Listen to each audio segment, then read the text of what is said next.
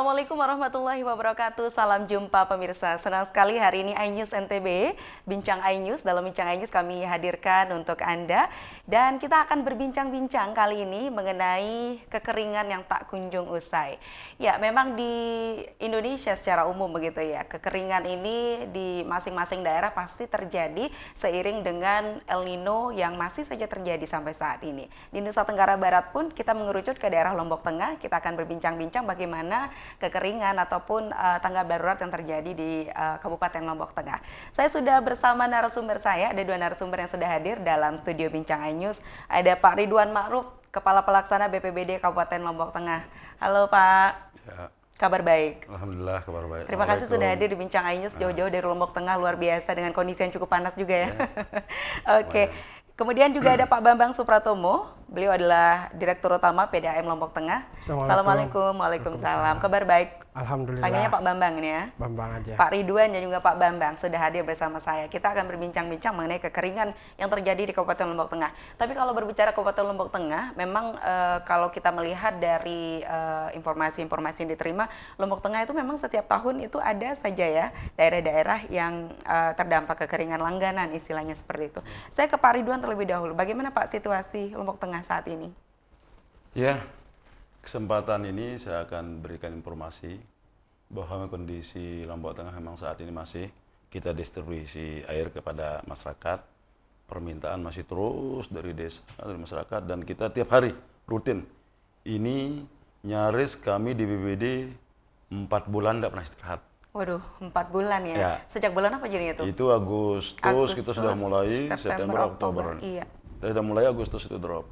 Bahkan pada awal tahun, dari bulan Januari sampai dengan bulan Juni itu tahap pertama. Ya. Itu sudah drop air.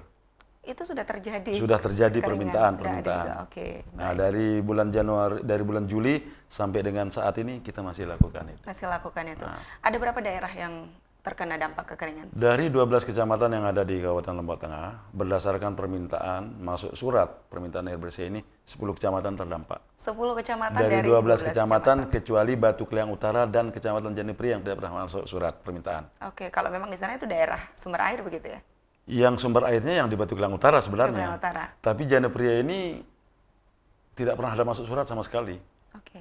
Nah, sehingga kita kategorikan bahwa Janipri ini tidak pernah ada permintaan. Berarti aman ya? Nah, berarti aman gitu.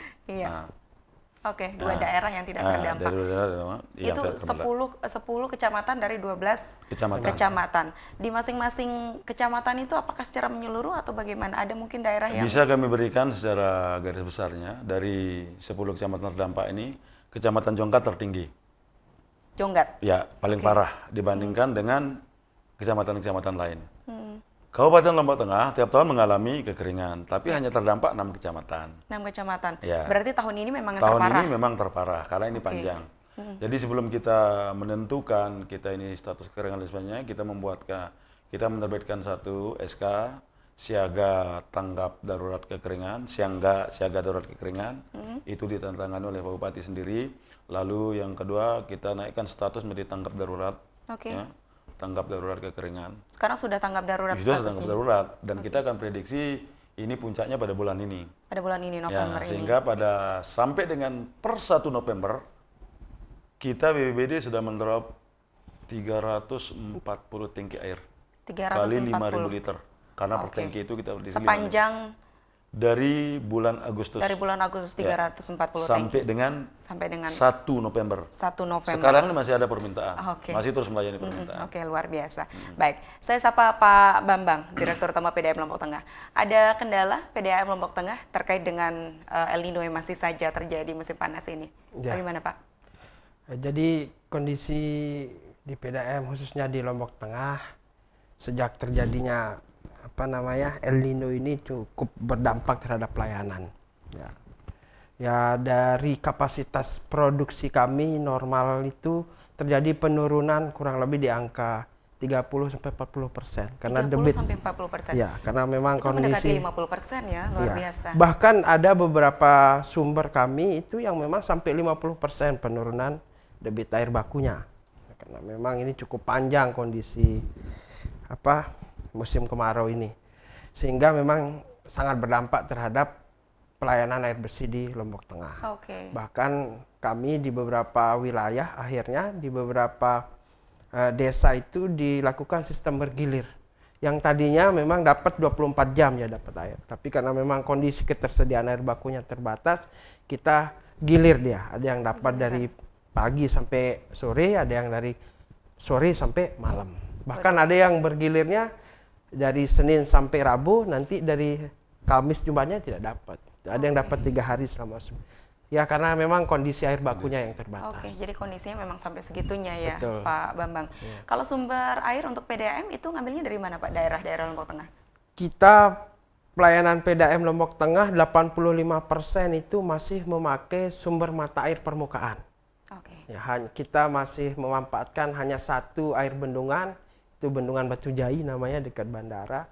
Itu hanya 15%. Sisanya Tapi Batu itu Jaya juga sekarang debit airnya pasti menurun sekali betul, biasanya kalau musim kemarau.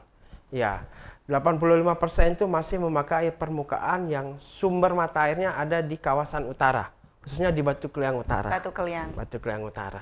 Oke, jadi itu Tuh, sumber pelayanan. mata air Betul. yang tidak ada pelaporan juga terjadi kekeringan di sana begitu ya. Iya. Andalan berarti Batu Keliang Betul, ini begitu betul ya. Oke. sekali. Kalau daerah Janepri tadi yang disebutkan oleh Pak Kalak bagaimana dari mungkin laporan PDAM? Ya, mungkin karena memang sistem pendistribusian air ini kan 2 kami di PDAM. Oke. Rata-rata selama sebulan itu kita plotting 100 tangki air. 50 tangkinya itu yang dikoordinir langsung oleh Pak Kalak BPPD. Jadi itu ada tim beberapa OPD, ada PDAM, ada Damkar kalau tidak salah, bahkan ada Bank NTB juga ikut di sana. Itu koordinatornya adalah Pak Kalak langsung dari BPPD. Itu kita dropping 50 tangki. Nah, yang 50 tangkinya lagi dari kami itu memang difokuskan untuk pelanggan yang terdampak terhadap pelayanan. Kami ada pendistribusian ke wilayah Janepri memang, tapi memang tidak besar, hanya berapa 1-2 tangki Tapi lah ada selama 1 bulan. pendistribusian di sana. Ada, Artinya tapi juga, lebih ke pelanggan yang terdampak. Oke, pelanggan yang terdampak. Artinya juga di sana berarti memang ada juga dampak dari Ada, kekeringan. ada. Ini nanti kita lanjutkan lagi Pak Ridwan juga Pak Bambang, kita break dulu. Baik. Memang menarik sekali kalau berbicara kekeringan di saat-saat sekarang ini menjadi trending topik ya dari berbagai media juga. Oke, kita akan break dulu. Pemirsa jangan kemana-mana, kami akan kembali usai jeda pariwara berikut.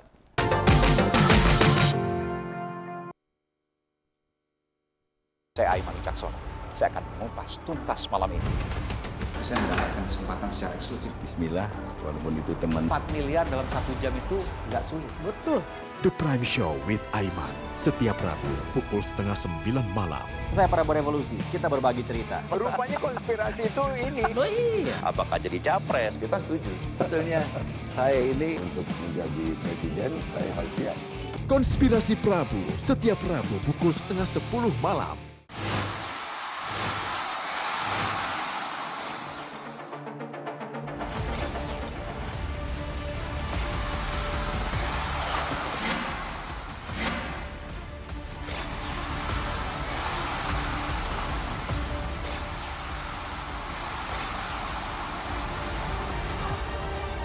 BWF European Tour 2023 live iNews, new home of badminton. Mengupas makna dan tafsir Al-Quran bersama ulama terkemuka tanah air. Kaum min kaum khairun minal yadis sufla. Nggak bakal bisa dibayar oleh dunia dan seisinya. Jelas, lugas untuk kehidupan sehari-hari. Di antara yang merusak hati adalah buruk sangka. Wa aqimus shalah wa atuz zakah. Itu pun sejajar dengan jihad fisabilillah. Cahaya Hati Indonesia, Sabtu dan Minggu pukul 12 siang di iNews. Bikin mata kita melek. Dan rasanya mantap. Temani weekendmu bersama program kuliner spesial. Kalaparan, eksplor gokil wisata kuliner. Hidden gem. Tempat makan yang jarang terekspos. Food Diary, mengupas sejarah kuliner dan viral. Ini enak banget. Saksikan kuliner spesial weekend, Sabtu dan Minggu, pukul 10 pagi di iNews. Halo teman-teman, saya mau mengajak teman-teman untuk menjaga kebersihan lingkungan agar tidak menimbulkan bencana seperti menyebabkan kerusakan ekologis, menyebarkan penyakit, menyebabkan terjadinya banjir, dan menyebabkan bau yang tidak sedap. Ayo jaga kebersihan lingkungan kita dari sampah lingkungan dan sampah masyarakat. Mari kita pulangkan sampah-sampah kita ke tempat yang semestinya. Karena satu sampah yang kau buang sembarangan akan menimbulkan 1001 macam bencana. Namun, satu sampah yang kau buang ke tempatnya akan menyelamatkan seluruh alam semesta. Mari teman-teman kita buang sampah pada tempatnya untuk menjaga kelestarian lingkungan kita.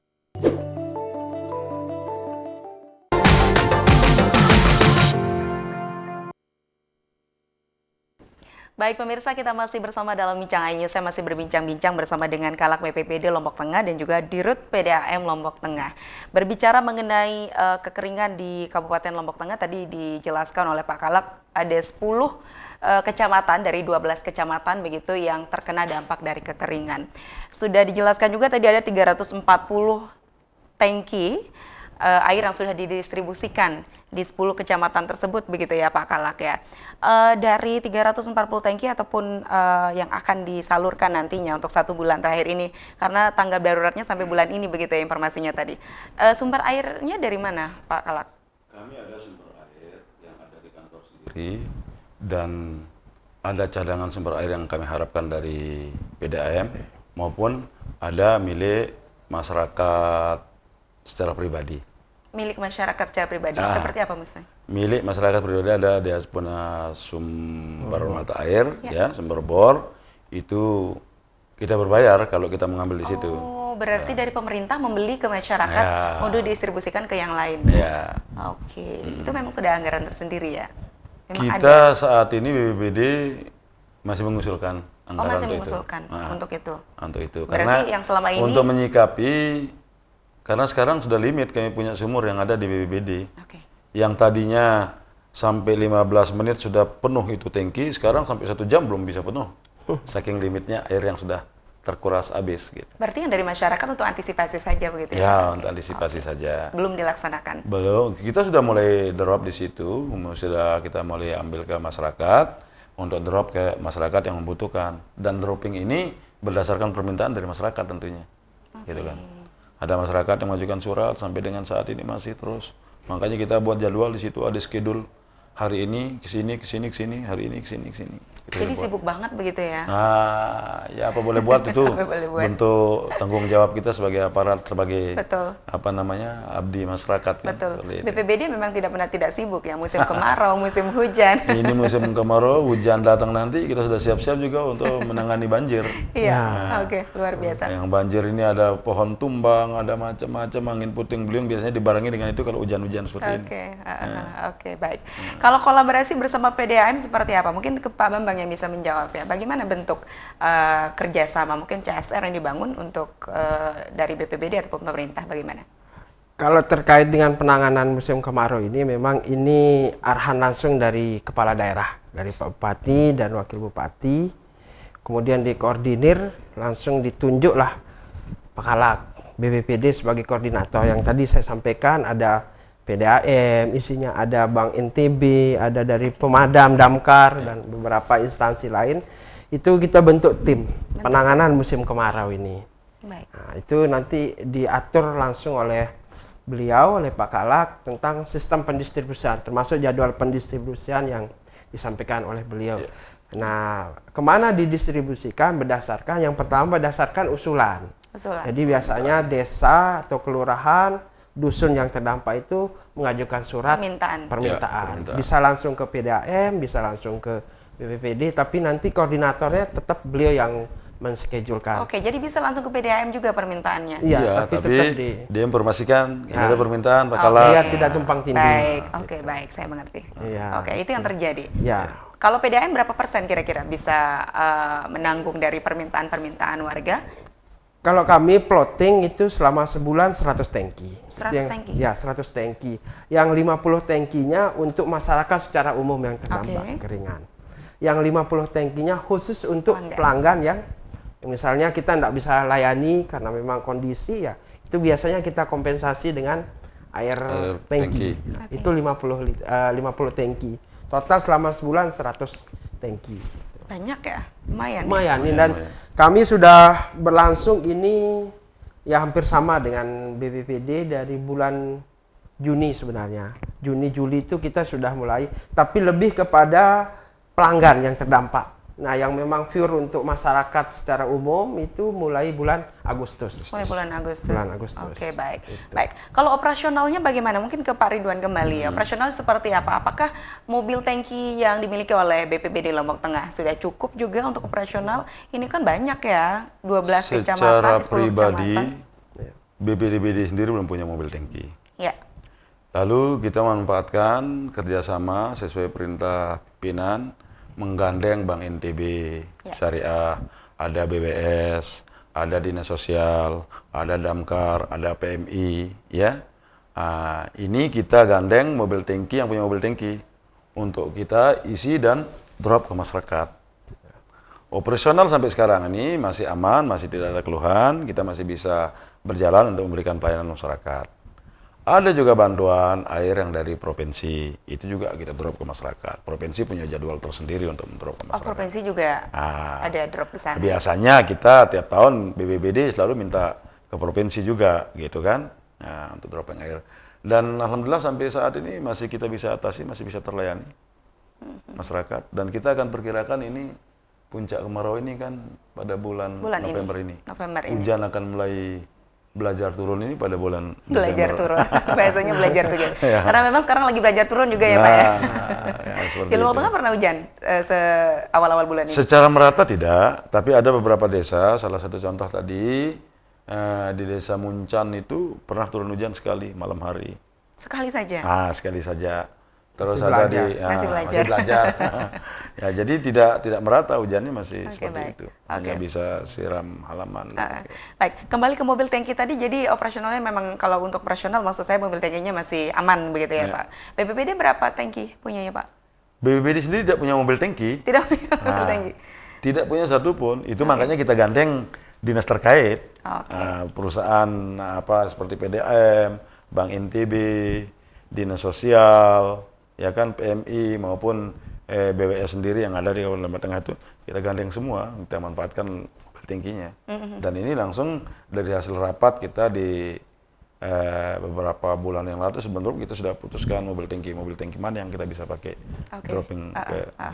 Baik. Kalau secara prioritas ada daerah-daerah yang sangat diprioritaskan begitu untuk pendistribusian air? Secara prioritas tidak ada. Tidak ada.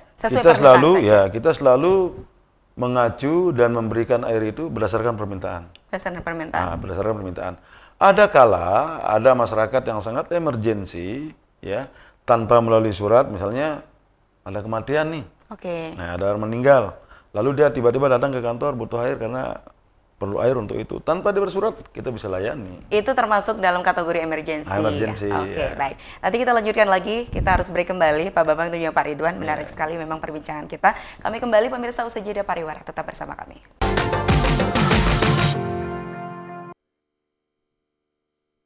Selamat datang di iNews Today. Lengkapi pagi Anda dengan update informasi terkini.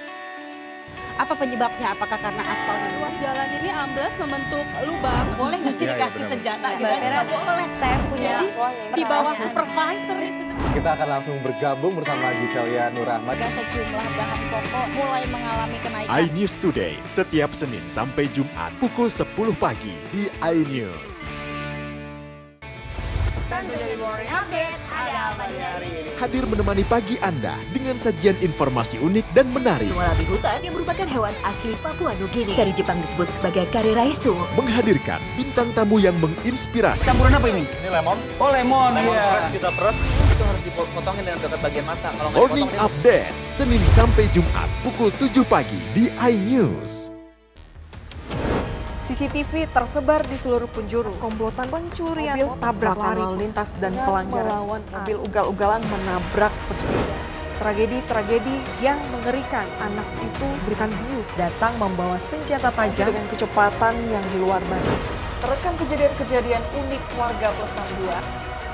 Nama saya Brigadir Marcelina dan inilah dia program terekam.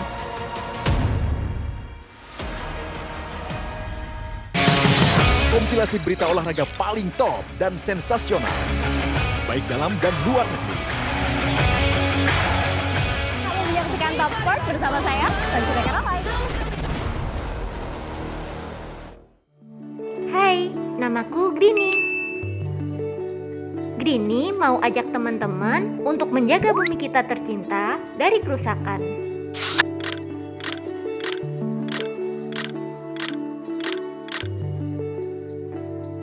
Mau tahu gimana caranya? Yuk, hemat energi teman-teman.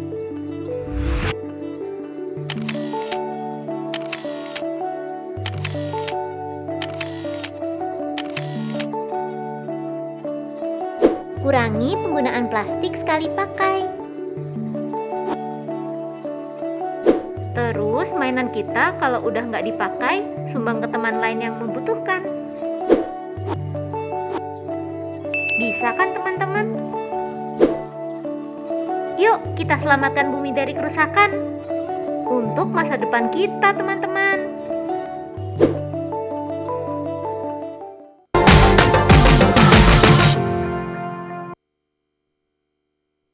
Pemirsa, di saat musim kemarau ini memang masyarakat dituntut untuk ngirit sekali ya sama air ya. Tadi juga dari Dirut PDAM mengatakan bahwa ada pergiliran juga ya distribusi air dari PDAM, dan ini juga tentunya menuntut kita untuk tetap mengirit air, kemudian juga sangat memilah dan memilih ya kebutuhan kita untuk air itu seperti apa.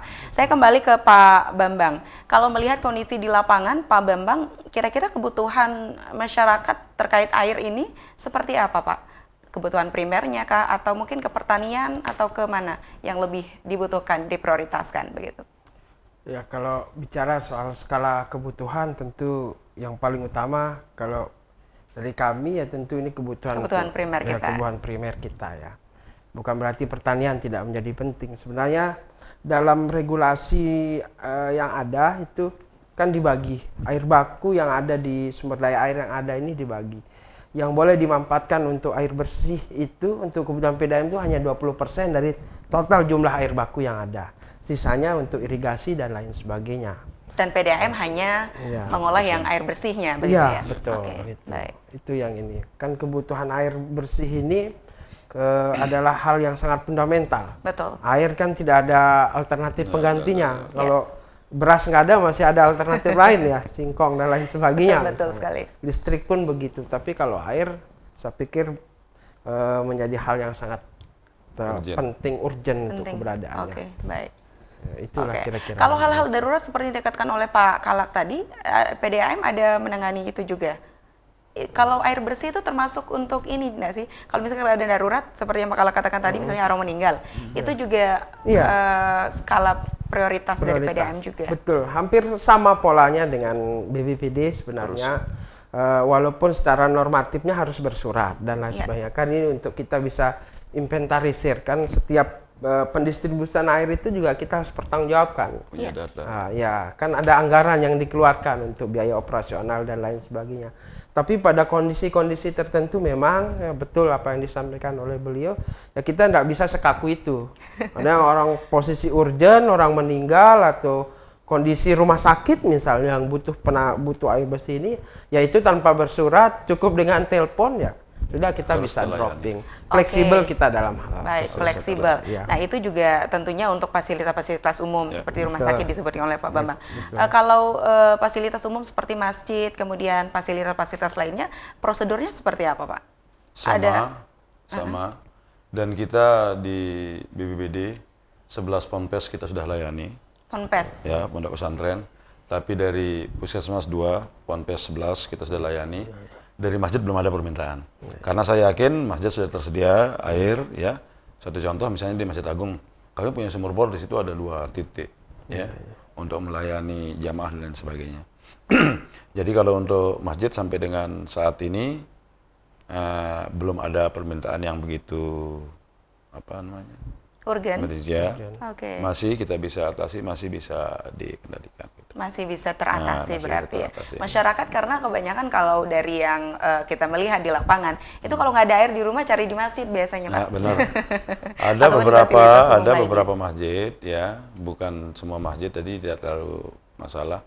Kita hanya cukup sekali isi sumurnya misalnya, kalau dia sumur bor, sumur gali misalnya kurang air, selesai dia cukup itu. Gitu. Nah, Cuman ini seperti tadi itu yang disampaikan Mbaknya, bahwa air yang kita distribusi ke masyarakat ini khusus untuk konsumsi, Konsumsi. ya? Bukan untuk pertanian. Oke, air bersih berarti air bersih, istilahnya ya. Untuk kebutuhan primer kita Untuk memasak, kebutuhan, mencuci dan lain Ya, sebagainya. itu Oke, dia. baik. Baik, saya kembali ke Pak Dirut PDAM Lombok Tengah ya, Pak Bambang. Apa yang menjadi, karena kedepannya pasti musim kemarau akan selalu ada, kekeringan pun akan selalu menghantui begitu. Terutama daerah Lombok Tengah yang setiap tahunnya juga kita kenal banyak mengalami kekeringan. Bagaimana antisipasi yang dilakukan oleh PDAM? Notabene PDAM ini harapan juga untuk penyaluran air bersih begitu. Betul. Yang pertama tentu kita harus belajar dari apa yang sudah terjadi selama ini. Kenapa hari ini kemudian PDAM sangat intens, cukup concern, cukup fokus, serius dalam penanganan konservasi alam. Ya, karena memang seperti yang disampaikan di awal, kita air bakunya 85% berasal dari sumber mata air. Yang notabene adalah air yang memang dari hutan. Ya, dari hutan. Nah, hutan ini menjadi sebuah aset kita, tentunya harus kita jaga kelestariannya, jaga keberlangsungannya, ya lewat banyak program kita. Hampir kita 70% dana CSR yang kami miliki itu fokus untuk penanganan penyelamatan hutan, untuk kegiatan-kegiatan konservasi. Penanaman pohon di antaranya. Penanaman pohon, reboisasi, termasuk soal edukasi, dan kita bermitra dengan berbagai stakeholder terkait dengan kegiatan tersebut. Nah, itu melestarikan kembali. Melestarikan kembali. Baik, kalau dari BPBD bagaimana, Pak Kalak? Jadi kita hanya bisa menghimbau kepada masyarakat, karena bencana ini kan kita tidak tahu datangnya kapan. Kita harus pahami dulu bahwa BPBD ini adalah penanggulangan bencana. Ya. Bencana ini kan ada dua, bencana alam dan bencana non-alam. Ya kan? Nah, belum lagi kita berpikir bagaimana ketersediaan air untuk pemadam kebakaran kalau terjadi musibah kebakaran. Itu juga harus kita pikirkan. Jadi stok air harus ready gitu. Nah, kita hanya bisa menghimbau kepada masyarakat dengan kita bentuk ada beberapa desa yang sudah terbentuk, desa tangguh bencana dan lain sebagainya ya, untuk dia siap sedia manakala terjadi bencana yang seperti kita alami sekarang ini. Dan kita menghimbau kepada masyarakat agar bijaksana menggunakan air pada saat-saat ini, ya kan? Bijaksana menggunakan air pada saat-saat ini sambil kita menunggu turunnya hujan. Kapan mulainya, ini perkiraan kita sih Desember insya Allah mudah-mudahan. Baik. Oke, baik. Terima kasih Pak Kalak dan juga Pak Dirut PDAM, Pak Bambang.